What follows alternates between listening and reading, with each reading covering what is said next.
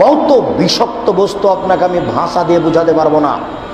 জাকাত দিলে নেকি হয় এই কথা নয়, জাকাত না দিলে ফাঁসি হয় এই কথা চূড়ান্ত। জাকাত না দিলে আপনার বিপদ হবে হবে।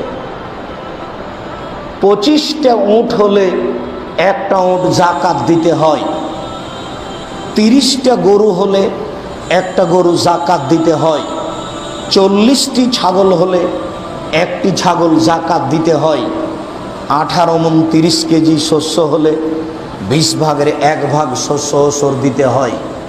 যার নাম শস্য, ভুট্টা, গম, জব, ধান, মাকই, এইগুলো শস্য। তরিতরকারি, সবজি, আম, জাম, লিচু, কলা, কাঁঠাল, বেল, তাল, নারিকেল, আনারস, কমলা ইত্যাদি এর জাকাত নেই। আলুর জাকাত নেই।